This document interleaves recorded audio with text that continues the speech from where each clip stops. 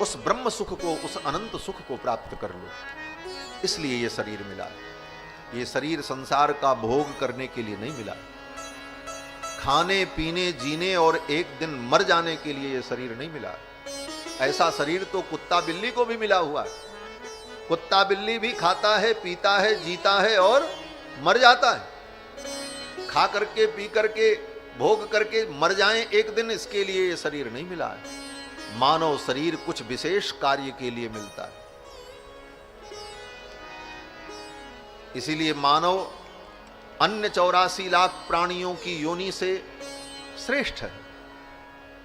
आचार्य भर्तृहरि कहते हैं कि आहार निद्रा भय मैथुनंच सामान्य में तत्पशुभिर्नराणाम धर्मो ही तेषाम अधिको विशेषः धर्मेण हीना पशुभिः समाना।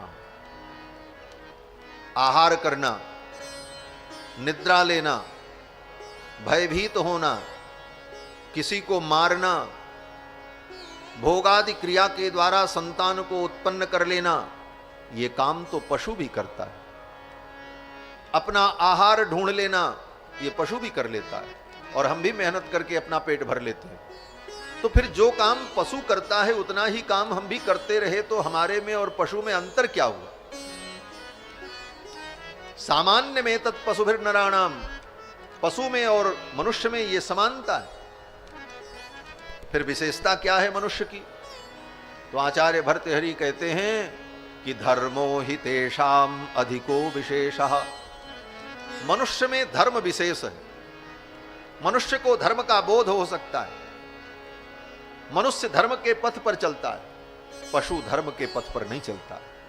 पशु को धर्म ज्ञान नहीं होता, पशु को धर्म अधर्म का विवेक नहीं होता। मनुष्य को धर्म और अधर्म का विवेक हो सकता है। तो मानव जीवन केवल भोग भोगने के लिए नहीं मिला है। मानव जीवन तो इसलिए मिला है कि इस जीवन को पा करके इतनी साधना करो, इतनी उपासना करो, इतना भजन कर लो कि संसार सागर से पार हो जाओ, भव बंधन से मुक्त हो जाओ। गोस्वामी तुलसीदास जी कहते हैं ये नर्तन क्या है? बोले ये नर्तन संसार सागर से पार जाने के लिए नाव का है। ये नाव है, भगवान ने नर्तन रूपी नाव दिया है हमको, और ये अवसर दिया है कि इस नाव में बैठकर संसार से पार हो जाओ।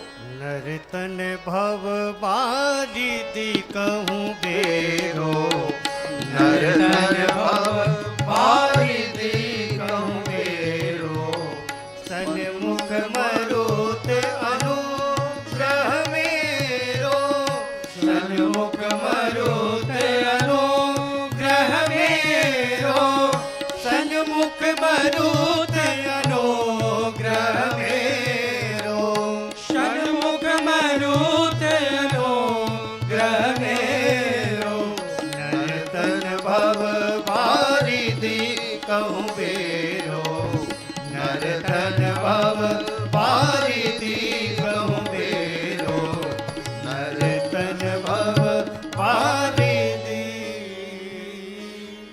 नर्तन भव बारिधि कह बेड़ो। ये नर का शरीर भव सागर का बेड़ा है, और इस बेड़े को पार लगाना है। बोले हवा उल्टी चल रही है। कभी कभी नाव जब नदी में चलती है, समुद्र में चलती है, तो हवा विपरीत चलने लग जाए तो नाव डगमगाती है। भगवान कहते हैं संसार में विपरीत हवा चलेगी, लेकिन चिंता मत करो, इस नर्तन के बेड़े को किनारे लगाने का प्रयास करो। मैं अनुग्रह करूंगा, मेरी अनुग्रह की अनुकूल वायु तुम्हारा सहयोग करेगी। भगवान की अनुकूलता की वायु हमारे बेड़े को किनारे लगाने में सहयोग करेगी। नर तन भव बारिधि कहूं बेरो, सन्मुख मरुत अनुग्रह मेरो। मेरे अनुग्रह की मरुत, मरुत माने वायु, वो वायु तुम्हें शक्ति देगी और तुम भटकोगे नहीं और किनारे लग जाओगे। तो मानव जीवन इस कार्य के लिए मिला। और इस कार्य को भूलकर हम केवल दुनियादारी के ही कार्य में सदा लगे रहे और पूरा जीवन व्यतीत कर दिया, तो हमारा मानव जीवन व्यर्थ चला जाए। ऋषभदेव भगवान कहते हैं, हे पुत्रों, ये ज्ञान तुम्हें तभी होगा, ये ज्ञान तभी मिलेगा जब महापुरुषों की सेवा करोगे। अब दूसरी बात कहते हैं, मुक्ति का द्वार क्या है? तो ऋषभदेव भगवान कहते हैं, महत सेवा द्वारमाहुर विमुक्तेः, महत सेवाम द्वारमाहुर विमुक्तेः। महापुरुषों की सेवा ही मुक्ति का द्वार है। संत महापुरुषों की सेवा, जो मुक्ति मार्ग के पथिक हैं, उन पथिकों का संग करो। देखो, स्वयं अगर रास्ता आपको नहीं मालूम है, आपको जयपुर जाना है, रास्ता नहीं मालूम, तो कोई जयपुर जा रहा है, उसी के पीछे पीछे चल पड़ो, पहुंच जाओ। उसी प्रकार भगवान के चरणारविंद की प्राप्ति कैसे होगी, ये मार्ग नहीं मालूम है, तो जो संत महापुरुष, विमुक्ति का द्वार तो महापुरुषों की सेवा, और नरक का द्वार क्या है? तो ऋषभदेव भगवान कहते हैं कि तमो द्वारम योषिताम संगी संगम, तमो द्वारम योषिताम संगी संगम। संसार के भोगी प्राणियों का संग अगर करोगे तो भोगी प्राणी कहां जाएंगे? बोले नरक की ओर जाएंगे। उनके पीछे चलोगे तो नरक पहुंच जाओगे। तय तुमको करना है किसके पीछे चलना है। आगे ऋषभदेव भगवान कहते हैं, ऐसे संतों का अगर संग प्राप्त हो गया तो उन संतों की कृपा से, इसीलिए उद्धव जी महाराज भगवान के चरणों का अविचल प्रेम प्राप्त करने के लिए, जिन चरणों को बड़े बड़े योगी महात्मा अपने हृदय में धारण करते हैं, उन चरणों को, जिन चरणों ने दंडकारण्य को पवित्र कर दिया, उन चरणों को, जिन चरणों की पादुका की पूजा भरत भैया करते हैं, आज उन चरणों का मुझे दर्शन होगा, ये सोच करके ही विभीषण जी महाराज आनंद विभोर हो गए। दिखियो जाई चरण जल जाता, दिखियो जाई चरण जल जाता, अरुण मृदुल से वक सुख दाता, अरुण मृदुल से वक सुख दाता। जे पद परसी करी रिस नारी, जे पद परसी करी रिस नारी, दंडक कानन पावनकारी, दंडक कानन पावनकारी। जे पद जनक सुता और लाए, जे पद जनक सुता और लाए, कपट कुरंग संग धर धाये, कपट कुरंग संग धर धाये। हर उर सर सरोज पद जेही, हर उर सर सरोज पद जेही, अहो भाग में दिखियो तेरी, अहो भाग में दिखियो तेरी। जिन पायन के पादुकने भरत रहे मन लाई, ते पद आज बिलो क्यों, इन नैनन अब जाए। ये पद दिखियो जाई चरण जल जाता, दिखियो जाई चरण आज भगवान की उन चरणों का मैं दर्शन करूंगा। जे पग जनक सुता उर लाए, जानकी जिन जिन चरणों को अपने हृदय में धारण करती, आज उन चरणों को देखो। जिन चरणों ने, जो चरण माया मृग के पीछे दौड़ रहे थे, आज उन चरणों का मैं दर्शन करूं। जिन चरणन की पादकनि भरत रहे मन लाए, जिन चरणों की पादुका की पूजा भरत जी करते हैं, आज उन चरणों का दर्शन। ये आनंद विभीषण जी को कब मिल रहा है? बोले अभी भगवान के सामने नहीं पहुंचे, रास्ते में ही इतना आनंद मिल गया, और जब पहुंचे भगवान का दर्शन किया तो क्या आनंद मिला, बोले उसका तो वर्णन भी नहीं किया जा सकता। वही भगवान रावण के सामने खड़े हैं, लेकिन रावण कहता है राम तुम मेरे शत्रु हो, मैं तुम्हें मारूंगा। रावण के रोम रोम में अग्नि ज्वाला प्रकट हो जाती है। प्रभु को देखकर उसके अंदर विद्वेष की भावना ज्वलित होती, आनंद नहीं आता। कारण, बोले कारण यही है कि रावण ने कभी सत्संग नहीं किया, किसी भगवत भक्त का संग नहीं किया, इसलिए उसके हृदय में प्रेम नहीं। भगवान की भक्ति क्या है? बोले प्रेम, और ये प्रेम संतों का संग करने पर प्राप्त होता है। विभीषण जी को संतों का संग मिला, ऋषि मुनियों का संग मिला, इसलिए विभीषण जी के हृदय में वो प्रेम है। और वो प्रेम संतों की कृपा से प्राप्त होता है, भगवत भक्तों की कृपा से प्राप्त होता है। भगवान मिल जाएं, लेकिन भगवान का प्रेम अगर नहीं मिला तो मिले हुए भी भगवान सुखदायी नहीं होते। इसीलिए मिले हुए भगवान को मथुरा में छोड़कर उद्धव जी वृंदावन चले गए। भगवान ने ही भेजा, जाओ और वृंदावन में जाकर के मेरी भक्ता जो गोपियां हैं, उन गोपियों के प्रेम को, उनके भाव को देखो, सुनो, समझो, और उनका आश्रय ग्रहण करो, उनका संग करो, और तब तुम्हारे अंदर भी वैसा ही प्रेम उत्पन्न हो जाएगा। और उद्धव जी जाकर के 6 महीने तक वृंदावन में रहे।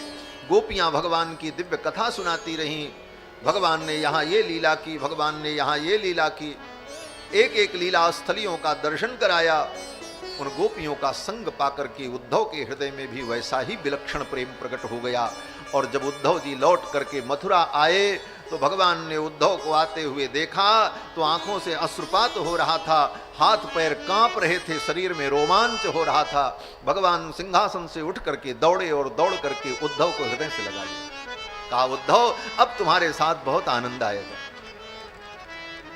उद्धव जी चरणों में गिर पड़े, चरण पकड़ लिया और उद्धव ने कहा प्रभु अब मुझे वैकुंठ नहीं चाहिए, मुझे स्वर्ग नहीं चाहिए, मुझे कोई वैभव नहीं चाहिए, अब तो मेरे अंदर केवल एक कामना है।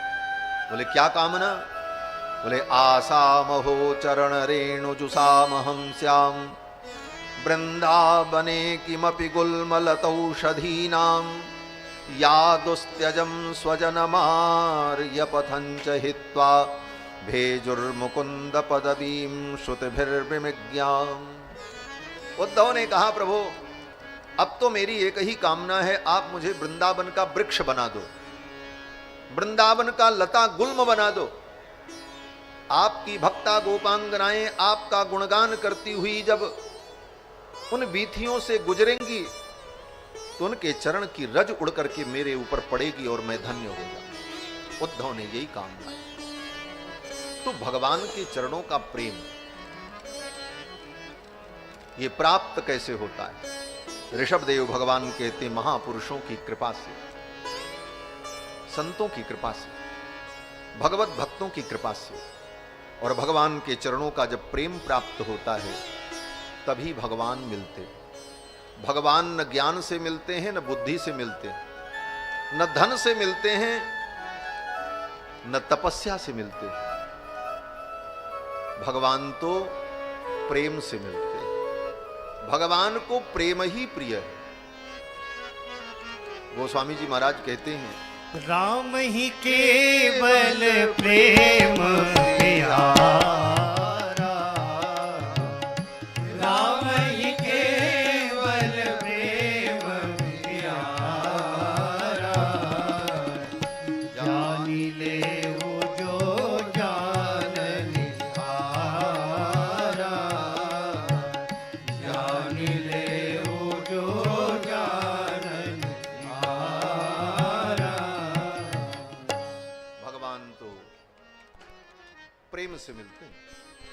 भगवान को प्रेम ही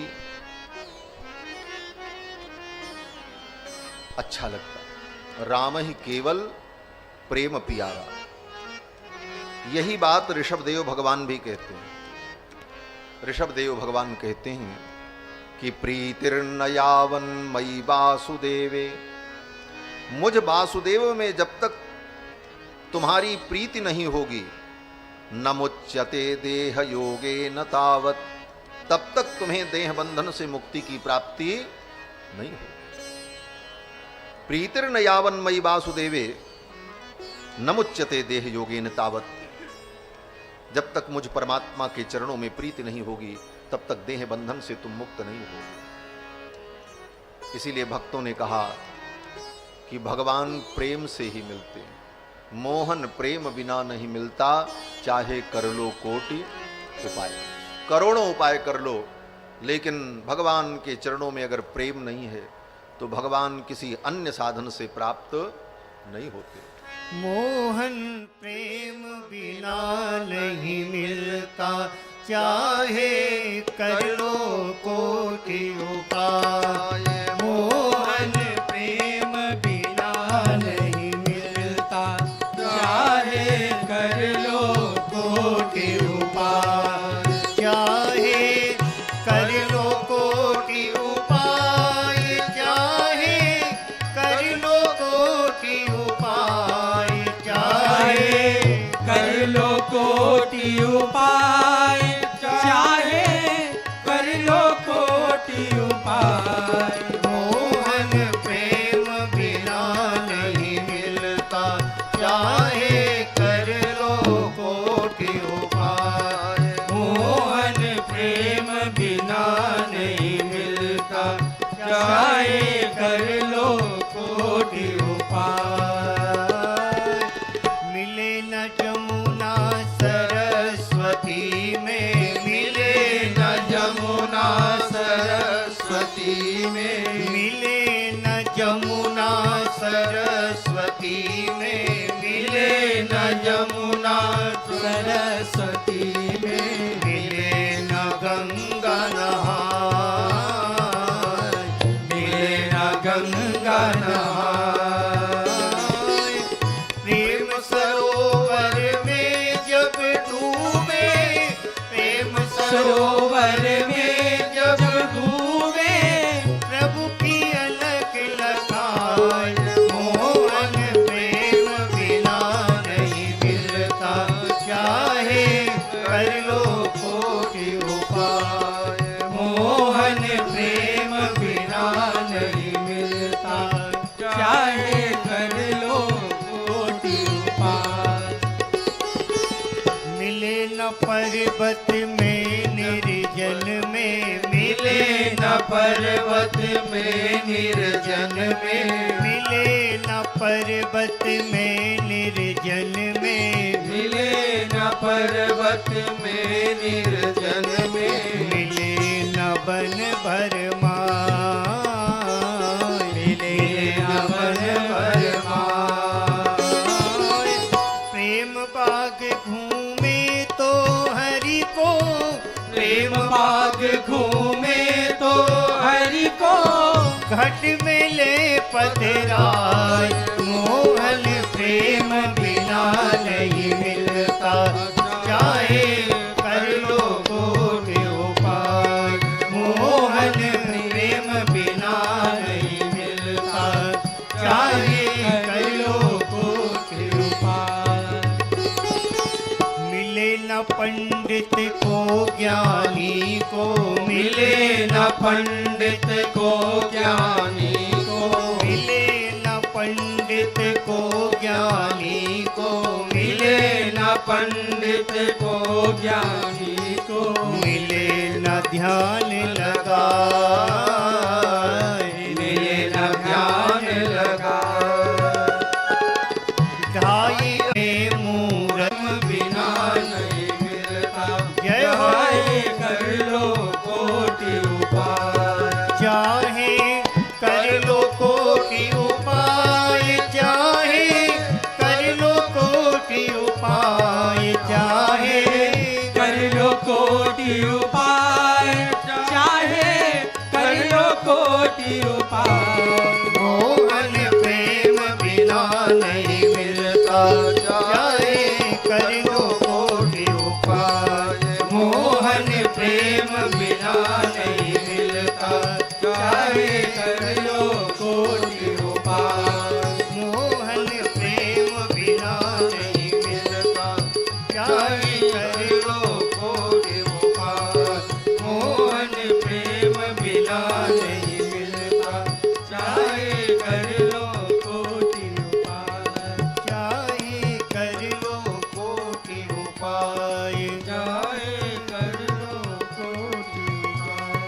चाहे कर लो कोटि उपाय, चाहे कर लो। भगवान प्रेम से प्राप्त हो। ये प्रेम शब्द भक्ति का पर्याय है, भक्ति को ही प्रेम कहा जाता है। इसीलिए नारद जी ने भक्ति सूत्र में कहा प्रेमैव कार्यम प्रेमैव कार्यम प्रेमैव कार्यम। भगवान से प्रेम करो, इसी का नाम भक्ति है। प्रेम को ही भक्ति कहा जाता है। इस पद में श्री बिंदु जी महाराज कहते हैं, साधारण व्यक्ति को लगेगा महाराज यहां तो बड़ी उल्टी बात कही गई। मिले न जमुना सरस्वती में मिले न गंगा नहाए, तो जमुना सरस्वती में स्नान करना, गंगा में स्नान करना बेकार? बोले बेकार नहीं, गंगा में स्नान करो, जमुना में स्नान करो, लेकिन भगवान से प्रेम नहीं है, बोले तब नहीं मिलेंगे। गंगा जमुना में नहाते रहो, पाप नष्ट हो जाएगा, पुण्य मिलेगा, लेकिन भगवान नहीं मिलेंगे। पुण्य मिलेगा, भगवान नहीं मिलेंगे। मिले न मंदिर में मूरत में, मिले न ध्यान लगाए। रोज मंदिर जाओ, रोज भगवान की मूर्ति की पूजा करो, भगवान के विग्रह, लेकिन भगवान से प्रेम नहीं, केवल फॉर्मेलिटी, केवल औपचारिकता। हम एक नियम का पालन करते हैं, इतने बजे मंदिर जाते हैं और चले जाते हैं, चले आते हैं। तो इस फॉर्मेलिटी से, इस औपचारिकता से भगवान नहीं मिलते। इन सारी क्रियाओं के पीछे भगवान में प्रेम हो।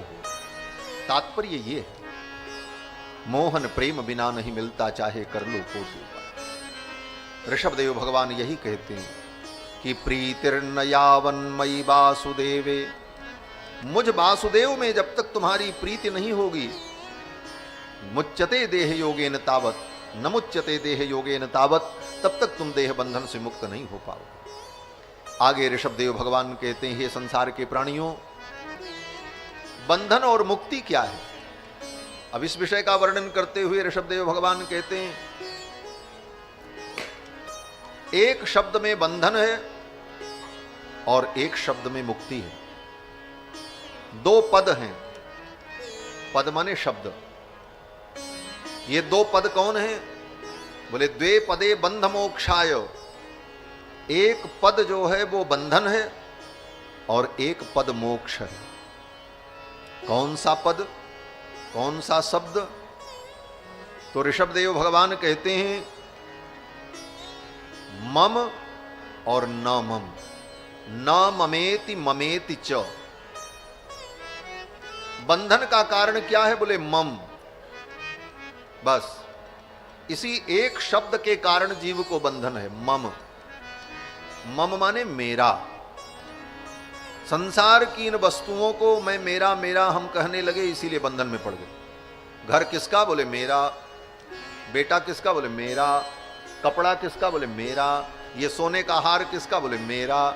ये संसार को हम मेरा मेरा जो कहने लगे, मम मम मम अस्ति, मम अस्ति, मेरा है मेरा है, यही बंधन का कारण है। इसी को कहते हैं ममता। मम का जो भाव है उसी का नाम ममता। मम शब्द से ही ममता है। तो मम के कारण हम बंधे। जो हमारा नहीं है उसको हम यही कहते रहे, ये हमारा, ये हमारा। और जो यथार्थ में हमारा है परमात्मा, और हम यथार्थ में जिसके हैं, उसको हम अपना नहीं कह सके। इसी कारण बंधन है। अब इस बंधन से मुक्ति कैसे मिले? बोले दूसरा अनुसंधान करना पड़ेगा। दूसरा अनुसंधान क्या है? बोले न मम। संसार की हर वस्तुओं का उपयोग करो। उपयोग करना गलत नहीं है। संसार की हर वस्तुओं का उपयोग करो। घर, मकान, दुकान, वस्तु, सुख सुविधा जो परमात्मा ने प्रारब्ध में दिया है, लेकिन इनका भोग करते हुए भी मन को ये समझाते रहो, न मम, ये मेरा नहीं है, ये मेरा नहीं है। मन समझ ले। बोले महाराज दोनों कैसे होगा? उपभोग भी करते रहें और ये भी समझें कि हमारा नहीं है? बोले हाँ, समझना पड़ेगा। और आप समझते हो ये आदत आपकी है, लेकिन सब जगह नहीं है। जब आप ट्रेन में यात्रा करते हो तो ट्रेन की यात्रा में जब ट्रेन में बैठते हो तो कभी आपने सोचा कि ये ट्रेन हमारी है? कभी नहीं सोचा, लेकिन उपयोग करते हो। ट्रेन में जो आपकी सीट है उस सीट को कभी आपने ये माना कि ये मेरी है? आप जानते हो बस इतनी देर की यात्रा में ही मेरी है, तब तक मुझे इस पे बैठना है, इसके बाद ये मेरी नहीं है, आगे किसी और की है, आगे किसी दूसरे का रिजर्वेशन होगा। उसी प्रकार संसार में सर्वत्र ये चिंतन हमें करना है कि हमारा कुछ नहीं है, हम तो केवल उपयोग करता हैं और अभी हमें इसका उपयोग कर लेना है। रेलवे स्टेशन की सीट पर आप बैठते हो, प्लेटफार्म पर बैठते हो, लेकिन जानते हो ये हमारी नहीं है, हमारी गाड़ी आएगी तो हमें जाना पड़ेगा। वहां पंखा भी लगा है, कूलर भी लगा है, वाटर कूलर भी है, सबका आप उपयोग करते हैं, लेकिन कभी आपका मन ये स्वीकार नहीं करता कि ये मेरी है। मन यही कहता है ये तो सरकार की है। उसी प्रकार संसार की वस्तुओं का उपयोग करते हुए ये भावना रखनी चाहिए कि जो कुछ है सब सरकार का है, सबसे बड़े सरकार जो ऊपर वाली सरकार, भगवान का। संपत्ति सब रघुपति कहे आही, संपत्ति सब भगवान की है, मैं तो उनका सेवक हूं, मैं सेवक समेत सुत नारी, मैं तो भगवान का सेवक हूं, सब कुछ भगवान का।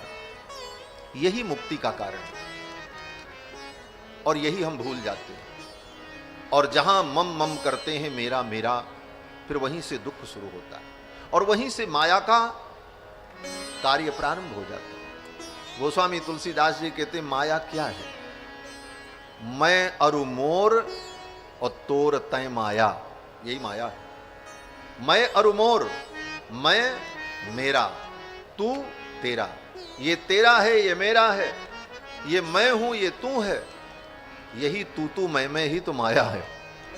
गोस्वामी जी महाराज कहते हैं मैं अरु मोर तोर ते माया, मैं अरु मोर तोर ते माया, यही बस कीने जीव लिकाया, यही बस कीने जीव लिकाया, यही बस कीने जीव लिकाया, यही बस कीने जीव लिकाया, मैं अरु मोर तोर ते माया, मैं अरु मोर तोर ते माया, मैं अरु मोर तोर, मैं अरुमोर तोर तय माया, यही माया है। ऋषभदेव भगवान ने अपने पुत्रों को, प्रजा को बड़ा सुंदर उपदेश किया है। फिर ऋषभदेव भगवान इसी प्रकार जंगल में विचरण करते रहे। एक दिन जंगल में आग लग गई और उसी दावाग्नि में अपने शरीर को विलीन कर दिया। इन्हीं ऋषभदेव भगवान के पुत्र श्री भरत जी, जो इस देश के राजा हुए, जिनके नाम पर इस देश का नाम भारतवर्ष पड़ा। पहले इसका नाम अजनाभ वर्ष था, इस देश का नाम अजनाभ वर्ष। ऋषभदेव भगवान के पिता जो नाभि थे उनके नाम पर अजनाभ वर्ष, लेकिन भरत जी के नाम से इस देश का नाम भारतवर्ष पड़ा। ऋषभदेव के पुत्र जो भरत हैं, इनके 3 जन्म का वृत्तांत सुखदेव जी ने राजा परीक्षित को सुनाया। ऋषभदेव भगवान के पुत्र महात्मा भरत अपने पिताजी के पद चिन्हों पर चलकर समय आने पर अपना राज्य अपने पुत्र को देकर जंगल में तप करने के लिए चले आए।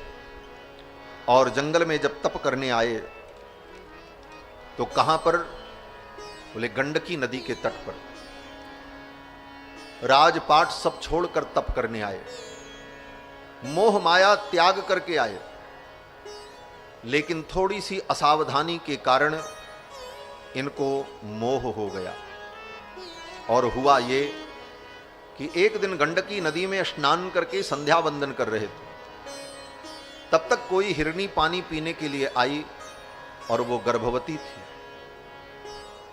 जंगल में शेर ने गर्जना की, सिंह की गर्जना सुनकर के वो हिरनी डर गई और अपने प्राण की रक्षा के लिए हिरनी ने छलांग लगाई। उसी समय उसका बच्चा गर्भ से बाहर आ गया। प्रसव पीड़ा के कारण वो हिरनी तो मर गई और उसी पानी में हिरण का नवजात शिशु फड़फड़ फड़फड़ करने लगा। भरत जी ने देखा ये तो मर जाएगा, इसकी मां मर गई है, इसको दूध कौन पिलाएगा, और इस ठंडे जल में तो ये थोड़ी देर में ही ठंडा हो जाएगा, और अगर ये बच भी गया तो ये जिएगा कैसे, क्योंकि अभी तो घास भी नहीं खा सकता, और इसकी मां मर गई, कौन दूध पिलाएगा, ये भाग भी नहीं सकता, कोई हिंसक जीव इसे मार देगा। और दया के परवश होकर, करुणा के परवश होकर उस हिरण के बच्चे को लेकर के अपने आश्रम में आ गए। अपने छाती से सटा करके अपने शरीर की गर्मी से उसे ऊष्मा दी और दूध पिलाकर, फलों का रस पिलाकर उस हिरण शावक को, उस हिरण के बच्चे को पाला। धीरे धीरे वो बड़ा हो गया। बहुत अच्छा काम किया भरत जी ने। दया करनी चाहिए। दया के समान दुनिया में कोई धर्म नहीं है। यहां तक कहा गया है उस धर्म का त्याग कर देना चाहिए जिस धर्म में दया न हो। त्यजेत धर्मम दयाहीनम, दया से हीन धर्म का त्याग कर देना चाहिए। विद्याहीनम गुरुम त्यजेत, अगर विद्या से हीन गुरु है तो फिर गुरु बनाने का मतलब क्या निकला? गुरु का मतलब जो हमें ज्ञान दे और उसको ही ज्ञान नहीं, ऐसे गुरु का भी त्याग कर देना। विद्याहीनम गुरुम त्यजेत, तो त्यजेत धर्मम दयाहीनम, दया से बड़ा कोई धर्म नहीं है, परहित से बड़ा कोई धर्म नहीं है। गोस्वामी तुलसीदास जी कहते हैं परहित सरिस धर्म नहीं भाई, पर पीड़ा सम नहीं अधमाई, परहित से बड़ा कोई धर्म दुनिया में नहीं। और 18 पुराण में वेद व्यास जी ने एक ही बात लिखी। पूरे 18 पुराण में व्यास जी के मुख्य 2 वचन हैं। क्या 2 वचन हैं? बोले 2 ही उपदेश मुख्य है वेद व्यास जी का 18 पुराण में। विद्वान लोग कहते क्या? बोले अष्टादश पुराणेषु व्यासस्य वचनद्वयम्, 18 पुराणों में व्यास जी के 2 वचन ही प्रधान हैं। क्या? बोले परोपकारः पुण्याय पापाय परपीडनम, परोपकार ही सबसे बड़ा पुण्य है और दूसरे को दुख देना यही सबसे बड़ा पाप है। कितना उत्कृष्ट धर्म है। और इसी धर्म का पालन किया भरत जी ने, उस बच्चे को बचाया। लेकिन हुआ ये कि वो बच्चा ज्यों-ज्यों बड़ा हुआ, भरत जी का उस बच्चे में मोह हो गया। वही मम, जिस मम की अभी चर्चा हो रही थी, मम माने मेरा। भरत जी को यह लगा कि ये तो मेरा है। जंगल में बहुत सारे हिरण थे, लेकिन उन हिरणों के प्रति यह भाव नहीं था, उसके प्रति वो भाव पैदा हो गया कि ये तो मेरा है। ममता हो गई और उस ममता का परिणाम बड़ा भयानक हुआ। उसके बिना रह नहीं पाते। पूजा करने बैठते, तुलसी, बेलपत्र, दूर्बा, पान का पत्ता, पुष्प, ये सब पत्रावली में रखकर जब पूजन करने बैठ, चला गया, कोई बात नहीं। जंगल में इतने हिरण रहते हैं, ये भी रहेगा, इसका प्रारब्ध इसके साथ। लेकिन ये मेरा है, मेरे पास रहे, इस मोह के कारण बार बार उस हिरण का स्मरण करते रहे, व्यथित होते रहे, दुखी होते रहे। संध्या वंदन जब तब सब छूट गया और संयोग से भरत जी की मृत्यु आ गई। मृत्यु बता के नहीं आती, मृत्यु कोई अलार्म नहीं देती, मृत्यु कोई पूर्व सूचना नहीं देती, मृत्यु तो अचानक आती है।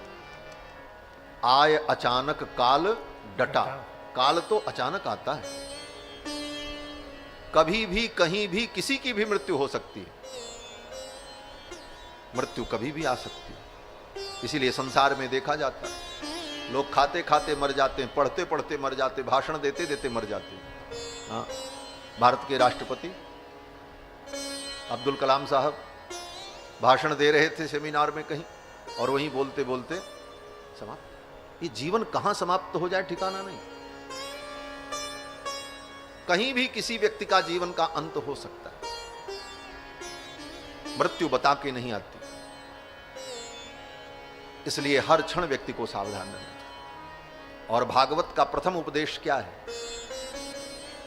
परसों की कथा में आपने सुना, भागवत में सर्वप्रथम सुखदेव जी ने यही उपदेश दिया राजा परीक्षित को कि जन्म लाभ पर पुंसाम अंते नारायण स्मृति ही।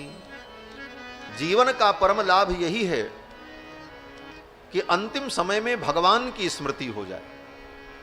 जब हम मरें तो उस समय भगवान की याद हमें आवे, संसार के किसी वस्तु और व्यक्ति की याद हमें ना आवे।